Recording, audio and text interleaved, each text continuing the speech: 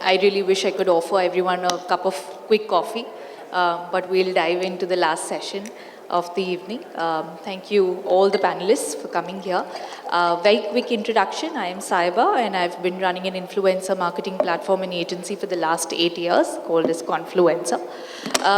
Today we are talking about something that's super critical in the D2C segment now, which is customer loyalty, right? So back in the day, there was a time when if you sent a birthday message to your customer, you were doing loyalty initiatives, right? But today it's so different. Customers are loyal because, they're loyal to boat because they like Aman Gupta. They are loyal to some brands because their favorite influencers wear that. They're loyal to some brands because they do eco-friendly packaging, and they're loyal to some brands because, they say that they contribute to a CSR initiative. So the definition and scope of loyalty has really, really changed and evolved, right?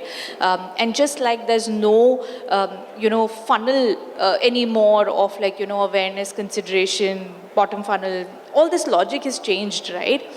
So today, through this conversation, I would love for each one of you to highlight your wins and pitfalls of customer loyalty and how you are cracking it, with your respective unique D2C brands.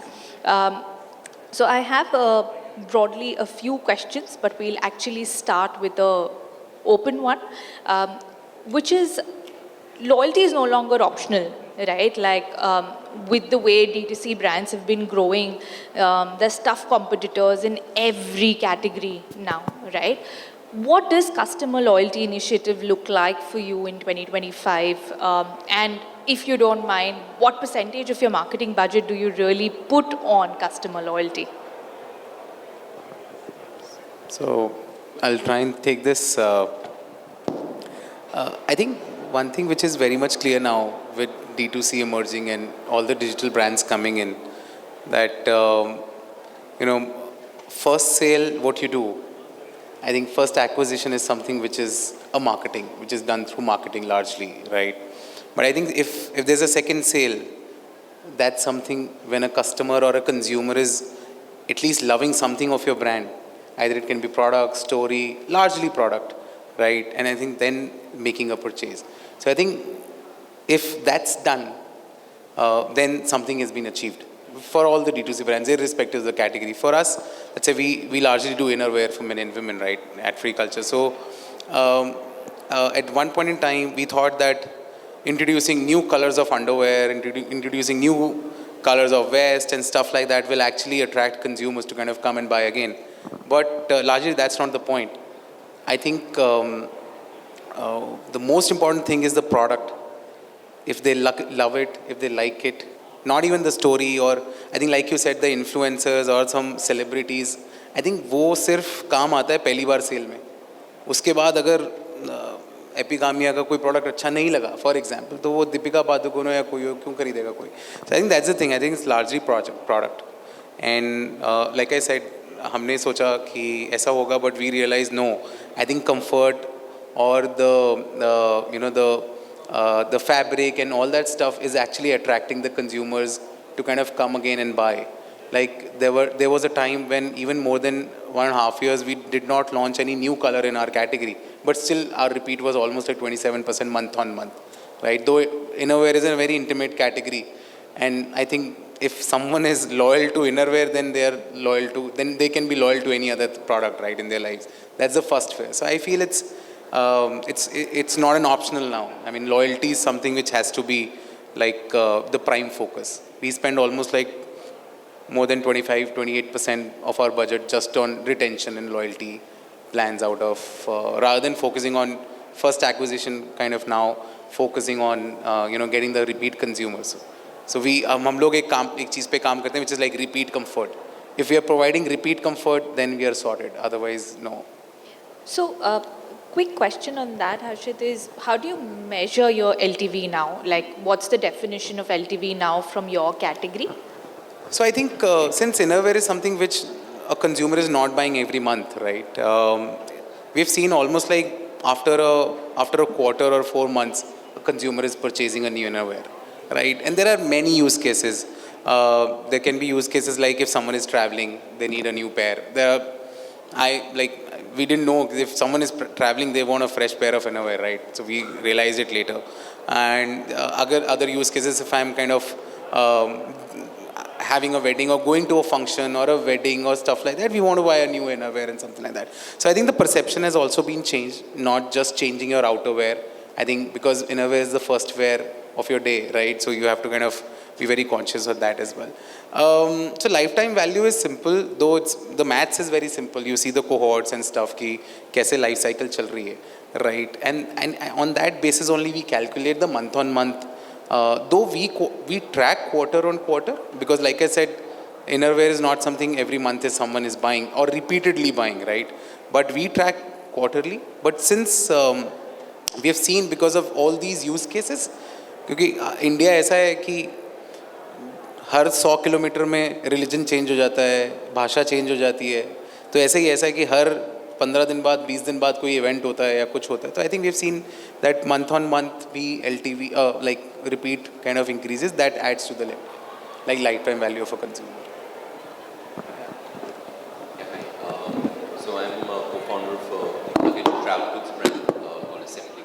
So when it comes to loyalty, I think we'd look at it, we'd probably break it into strategic aspects that would command loyalty and more tactical aspects that would command loyalty. I would say that in a category like ours, which is generally low repeats unless you really cross-sell and engineer cross-selling, for us, the brand piece has been a very important part of creating loyalty. So, making some contrarian choices that allow you to stay etched in customers' mind and being consistent about it. So, for example, most people in our category would be contract manufacturing from China, but because we've set up an Indian supply chain, there are people who resonate with us because of that aspect of ours. Another aspect, we're very minimalistic and classic in our design language, so it's not probably the most Gen Z focused design language, but millennials will relate to it more because they're older, they want something more subdued, so that creates loyalty. So these would be more strategic aspects. I would say pricing is another one. Technically we could 2x our sales if we drop our price, but because we hold on to the price, it stays aspirational, and therefore when someone is looking to buy again, because you're holding your fort in terms of price and aspiration, people come back. So here is what I call more strategic aspects about brand marketing, which would command that loyalty. And then of course, in a category like ours, there are some nuances which are more tactical. So for instance, let's say tactical things that we would do are, for people buying luggage, durability and warranty becomes a very crucial aspect that they think about when they're buying luggage. So, on our site, people can, even if you're bought from a marketplace, you can come and register yourself, and we get data about warranty. So the use cases, somebody's coming to register for a warranty registration, and that gives us data, and that allows us to cross-sell. And so that would be one, tactical aspect of it. Other tactical aspects would be, using apps. We use a couple of apps. One is Customer Labs, for instance, which is a good app which makes sure that data from your Shopify web store is getting passed on to Facebook and Google, and allowing you to remarket very specifically that somebody's bought this luggage. Can you, allow them to show only this type of backpack to them, because that engineers a repeat. Similarly, so I would say that there is the strategic aspect, there is the tactical aspect, and that I think there was a time where there were few D2C brands in every category, so you could get away by doing the basics. But now, because like you said, that every category is just so intense, competition-wise, then you have to do the strategic aspects well. You have to. It's almost like you have to take trade-offs, make a trade-off by if you're being loyal to one set of customers, it's technically you're saying that, hey, to another set of customers, you're not as important. Like what we are, having to take a stand on that. So I think those are some aspects which come to mind, from a loyalty perspective. So, Aditya, if I'm not wrong, you're also present in physical stores, right? Is that a loyalty initiative? Is that a visibility initiative? Yeah. So, see, very important for the store economics to work. Unit economics of the store, clearly for us it's a distribution channel, but yes, it, as a, and maybe different brands could treat it differently. I think in our case, the spillover effect of having a store where somebody can come experience, what assembly is, see the very uncluttered environment in which you can buy a luggage or a backpack, and and see the brand visibly in life. So I think again in our category, while it's almost like when you talk about the funnel, it's not somebody deciding to buy online or deciding to buy offline, but it's somebody could have seen your ad on Facebook or seen a review on Amazon, but is more comfortable buying in a store, so therefore they come to the store and buy, and vice versa. Very clearly somebody could discover us from a store, but wants them delivered, at home. So I think the interaction for us, we've not opened stores at scale, so I can't say that there's a playbook of it, but clearly with the limited retail presence we have, the brand impact of that is significant. Got it. Rajeshwar, given that Harshit spoke about innerwear, I think everybody is aware of Clovia's points and cashback system, and I think you've been running that loyalty program for so long. Help us understand as to how that loyalty program and that whole cashback wallet points coming into the wallet, how does that impact your customer loyalty? And you've been doing it for years. Has the dynamic changed recently? And how what's been the wins around that? It's been phenomenal. You can hear me, right? Hello. Yeah. So it's been phenomenal experience for us. I mean, so we built this platform, way back, and we've seen some exceptional results. So what happens is if a customer goes dormant, so it'll be a hook for us to kind of bring that customer back into the system. When we say, you have these many points lying in your wallet, so why don't you come back and shop before it gets expired? Right, so it becomes a very good, like I said, hook point. And apart from this, so loyalty is not just that. Not just about points, but the kind of experience we provide throughout. Right from the very first interaction, the kind of content we show to the customer, to the kind of browsing experience we give on the website. To the checkout flow, to the payment gateway process. And of course, when you're a brand, when you manufacture your own products, of course, the weightage may be different, but each and every touch point matters to kind of convert a customer from a first-time customer to a loyal customer, Of course, purchase experience, right? All these things would matter, Eventually, these will boil down to turning a customer from a first-time customer to a loyal customer, eventually. So I'll give some insights, So we have a thing called Clovia curve, right? It's an inbuilt platform, So when we ask different questions to the customer, at the end of it, getting the right size of bra on a website virtually is very difficult, right? So we guide them, Eventually, at the end of it, we give the right size and style of bra, suggestions. And, interestingly, we've seen 4x jump in terms of conversion through this flow, So if a person, lands on the landing page versus if a person is going through this Clovia curve, the conversion has gone multifold. And not just that, when we get these details, when we have to retarget this customer, it will be very easy for us, because then we can establish the context very easily, right? Hey, when we have to bring them back, so we can say, we have new styles, new kind of bras, new style and size. So, it will be very specific, and it's very easy to engage customers also and bring them back and eventually convert them also, right? Got it. And would you have any numbers for us around what percentage of your user base, active user base, actually uses the cashback or uses the points, given that you've been doing it for years, if there's any data around that? It's about, 20% in a given month. But what we track on a monthly basis is the kind of repeat customers we get, or the total orders. So in our case, it's about 60%. So out of the total orders we get, 60% of the orders we get from repeat customers only. Yeah. Got it. Priyaratna, coming to you, big fan as a parent, super loyal customer of Hartford Rabbit. I quickly wanted to understand that as a parent, if I'm buying a stroller or any product, it's also very, again, important for me to physically see the product, even though you are e-commerce first. How does the trade-off work for you, being present in physical stores? Does that impact profitability? Why not be pure play e-commerce? And, where does that loyalty play a role? So when you've, say, launched your consequent newer products that I think I've seen in the last 3 months. Did loyalty play a role there, given that you have a super high LTV category? Right. So when we look at loyalty in the D2C space or the e-commerce space, we very quickly like to put a monetary value to it, right? So what is loyalty? Loyalty is the lifetime value of a customer. But in our category, right, where trust plays such an important role, even when we try to sort of upsell something, it comes across as in a very bad taste. So we look at loyalty from a very different perspective, right? So loyalty for us is not about upselling something or cross-selling something. It is about having a relationship that lasts longer. So we've identified that over a period of, let's say, if you buy a stroller, you're not coming back to buy a stroller again. So over a period of 3 years, there are 55 purchase occasions based on the products or the categories we have. So we look at it from a really long-term perspective, right?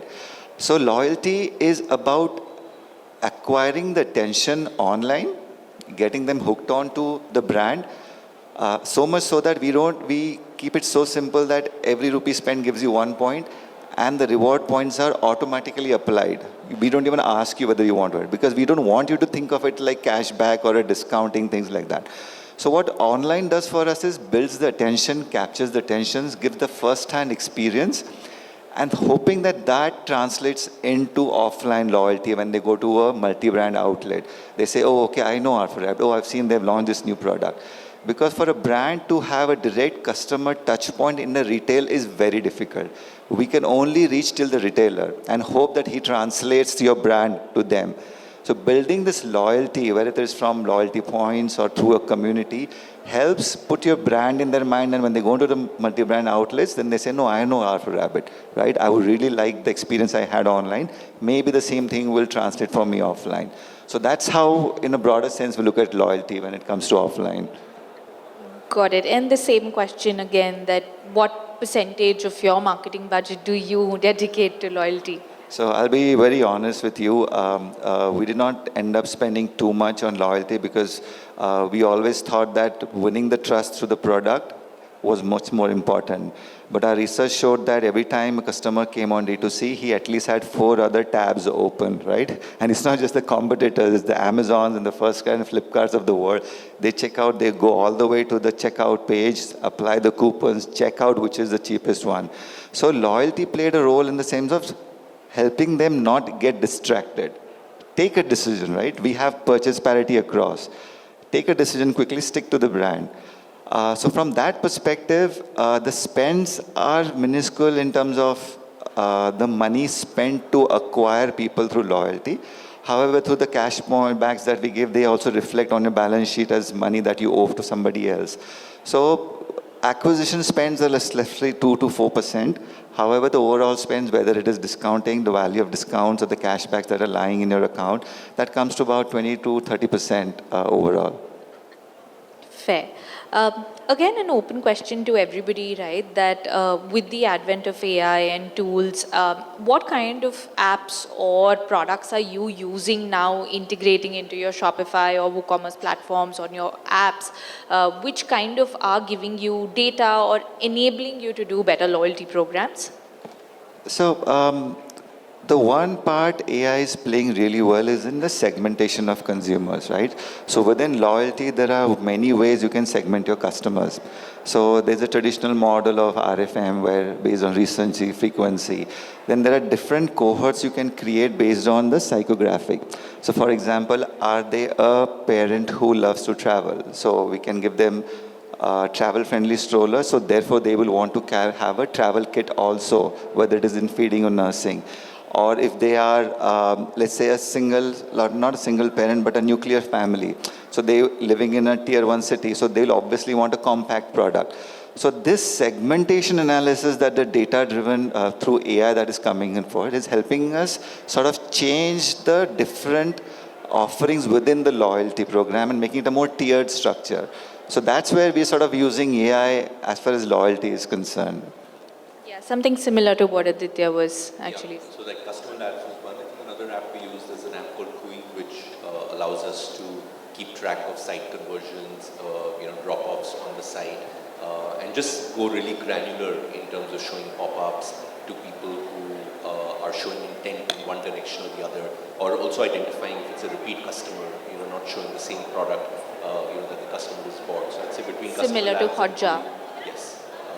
I think Hotjar is still, more like a heat map, which allows you to keep track of, intention. But I think this is more in terms of actually going back to an action, which is showing a pop-up or showing, let's say a recommendation on the site, which is not repetitive for a customer who's already bought something before. Got it. Anyone else who would like to add to any AI or tools? So we use a platform called Engage, right? It's a CRM platform. So they have these features like AI features like Sherpa, right? And predictive analysis. So wherein we can target customers who are likely to convert and who are likely to go dormant, so that we can act at the right time and bring them back. So apart from this, Sherpa is used to kind of segment customers, A/B test them, basis the content, engagement, and conversions. And apart from this, we also use AI to get the shoots done. So get the shoots done for lingerie is very difficult, right? It's very costly and a lot of hassle involved in it. So what we started doing is we get the shoot done on a dummy and convert that into a model image. So start doing it and we get to see some brilliant results, and the cost has come down drastically and we get to see similar results, more or less similar results with this kind of AI tools and all. And we also use these tools like Kling and all to convert image into videos, right? And we try to participate in all the latest trends on Instagram and everything through these kind of tools, and to grab customers' attention and all, yeah. Sure. Now, I'd like to move on to something, a little more recent as a trend that I've seen on loyalty, which is how the brand is putting out content, right? Like how much are they showing that they care, or how much are they showing that they're engaging with the customers, right? And this was not the case earlier, right? Like I was saying, Aman Gupta's loyal fan base gets transferred to Boat, right? So in that regard, are there any initiatives that your brands are doing where you're using content, or you're using the founders, or you're using the organization like EGC, employee generated content and so on, to build that, okay, this is our backend, this is our BTS, this is our factory, and hence building that sort of connect and that mind share? Yeah, definitely, for us, being able to show behind the scenes of, how it's getting made on our factory floor is super important for us to be able to demonstrate that, these are the people building, the products that you are. It's not, it's not some trader importing, product over here.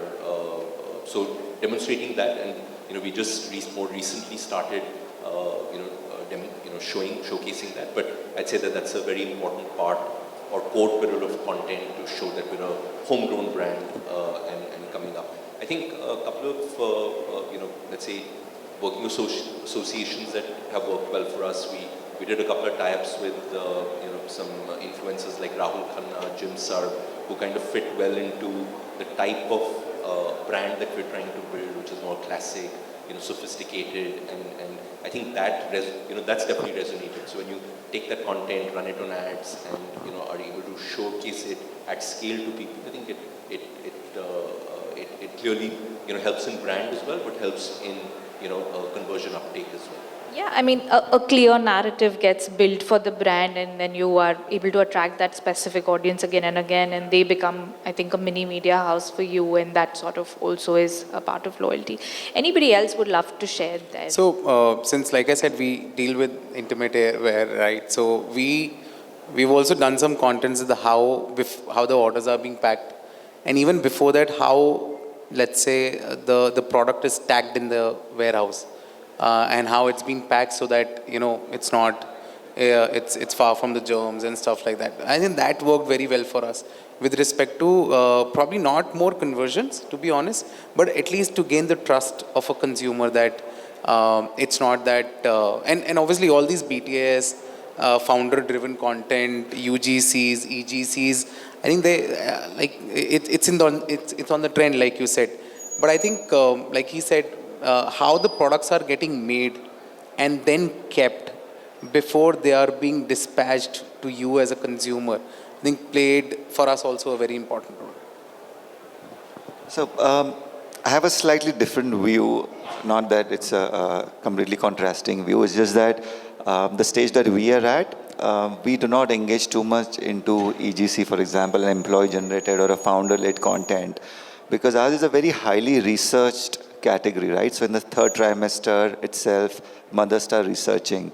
And the kind of products that are there, people are still buying into that lifestyle. So it's not that you will see a high chair in every house. Car seats are still not getting adopted in India, right? So our focus is more on UGC, which showcases the actual product benefits and usage, right? So there's this whole thing about we should not use baby walkers because they give baby bow feed. We'd rather spend our time educating them on these things through UGCs. And within that, sort of our bandwidth kind of gets completely exhausted. So there is not much scope because we believe that the consumer, yes, it's a very good thing to have EGC to show your company how your product is made. That gives certain amount of trust. But if the consumer is at that stage looking for something else, which is, okay, what is this product? Do I really need it? Then having another fellow mother through UGC, showing them the usage, the right usage, why it is needed sort of helps more. So as a company within our sector, we sort of focus more on that rather than the other aspects. So in our case, we're very active on Instagram, So we try to collaborate with all the influencers who fit well with the brand. And we try to create content which appeals to both the influencers, followers and our followers. And we promote that extensively, And apart from that, we plan to build this thing called Design Studio, when how do we build a product from the very scratch, So plan to do that. Yet to go live, yeah. From the customer loyalty space, WhatsApp really came and changed the game, right? Like you can do hyper-personalized content to your customers, again, segment them. How much do you really use WhatsApp as brands for your loyalty programs? If you can educate the audience, there are lots of agency people, founders of D2C brands, and, they would love to understand how can a D2C brand use WhatsApp really well for their customer loyalty programs? So WhatsApp is definitely the #1 channel for us because the kind of open rates engagement that happens there, the kind of tracking that happens through UTMs is far better. So when it comes to loyalty, what we do is something that we had started, which we've stopped now because of privacy concerns, is to take the baby's age also. So we had the growth of the baby monitored, right? So we would have periodic things. Okay, she's 6 months old now. She's 8 months old now. This is what will start happening. You might start solids. There'll be colic problems. So why don't you go join our community? We got a lot of information over there. So all that is possible when we know the exact segmentation, and through WhatsApp, we were able to actually provide them with user-generated or expert videos to them. So WhatsApp, what it did was, apart from just being a conversion medium for sales, it became a very engaging medium for us, through which we could drive traffic to our community, to our channels, and therefore having that long-term relationship. We haven't sort of explored catalog sending through WhatsApp and all because it doesn't make sense for a category. So it's less transactional, more of a community build-up, a reminder medium for us. But it's playing. It's been very successful. Likewise for us as well. Much more important than email now. Used for a lot of engagement. Somebody buys a luggage, you want to know, how you're going to take care of it, how you're going to clean it, how does the TSA lock work. So there is a periodic, outflow of messages once someone is bought, which people are expecting their luggage to last 5 years or more. So we are also able to track, basis when one would have purchased it. Of course you do, some amount of broadcast or cross-selling. When somebody buys X, they probably need Y. But I think the usage, the benefit over time, because people do have technical questions. How do I repair it? How do I replace it if needed? So some of those information is, it's very easy to do it and seamless to do it on WhatsApp. So definitely open rates on WhatsApp, I think, for pretty much all D2C brands is a lot more than email here in India. So we did some mix and match approach. But obviously open rate and everything is much higher on WhatsApp. But since the cost is also kind of increasing day by day. So we also tried kind of go bit gung-ho on the text messages, right? But obviously the open rates are very less these days, but I think the conversions are better, what we have seen. And obviously the average order value for any consumer coming from a text message is much more than WhatsApp for us at least.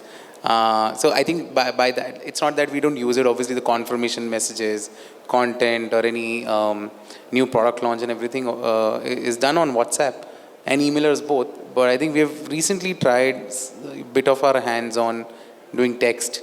Not obviously, it doesn't add too much as an attribution to the sales, but at least ends up balancing the cost at the end of the month on the P&L. If you could just quickly compare cost to ROI on both for all of us, because Obviously this is text very will be, ROI will be much higher because 13 पैसे में आपको एक 1500 का order मिल जाएगा.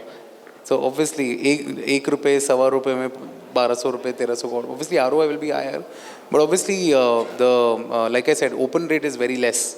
WhatsApp is like, even while doing this panel, we might check on WhatsApp and not text. So I think that's... So I think that the problem is a big attribution problem, right? So every automation software will tell you the assisted sale is so much, but Facebook will say, no, we got them. Google will say, we got them. So if you add all of that, it looks like you've got 3 times the sales that you've done actually.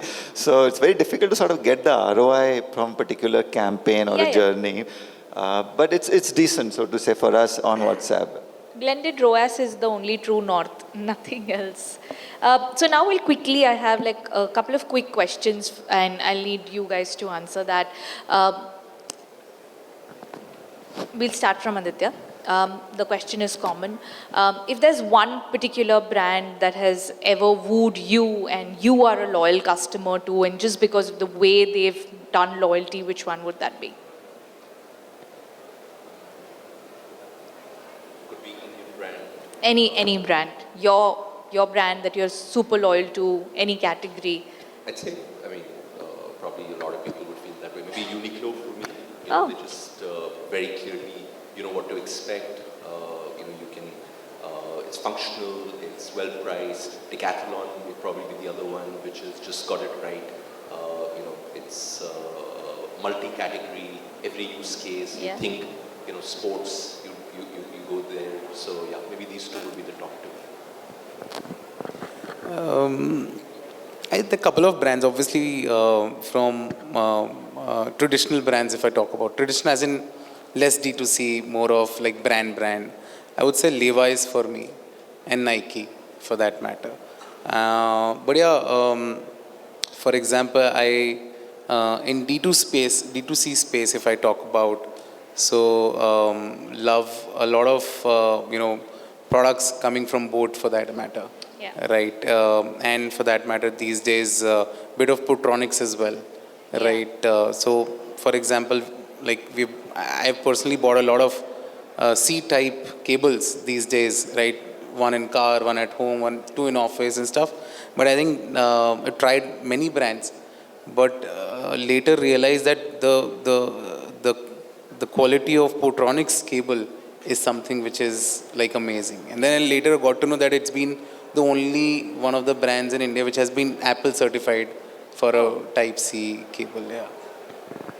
I mean, working in D2C, every time you get a message, you know what the thought behind it is, right? So it's very difficult to get instantly awed by something. But a couple of examples of things that I really liked was what Boat did with their Instagram automation with Hardik Pandya, wherein just because you're part of their community or a loyal thing, but they would send you a message and instantly Hardik Pandya would recommend things to you. So you're like, okay, I'm already a customer. I've got some points remaining. Why don't I go back and check this kind of product? So I thought that was really brilliantly done. Another example was Traya. They're into hair care.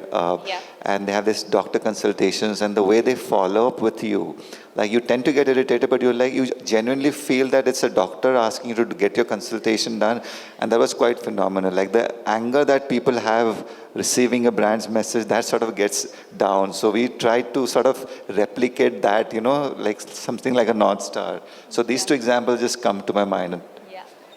So apart from Clovia, I love D2C brands like Snitch and Soul Stores work, Yeah. the kind of messaging they do, the kind of content they send to customers, and they're phenomenal, yeah. I think time's up, but we probably will take a couple of questions if there are any. Cool. Okay, we'll just quickly summarize as one absolute no-no that you can share from your experience on loyalty that brands should not do or should not cross this boundary, or anything that is absolute no-no. Everyone grabbing their mics. Super. Yeah, don't try to upsell in the very first sale. Don't try to cross-sell, because that leaves a very bad taste. A thank you message is good. Get them to your community, get them to your Instagram channel. But the moment you say, hey, you bought this, buy this, you've lost them completely. It's no blanket or generic messaging anymore, So be precise, be specific, Same here, I think not bothering too much is something which shouldn't be done. Be consistent with your pricing. Even if you can drop it and increase sales, you're going to probably make a lot of loyal customers not very happy about it because they've bought into a certain aspiration. So that's some trade-off to be very careful about. Thank you so much. That was super insightful and fun chatting with all four of you. And thank you so much for being a lovely audience. Thank you.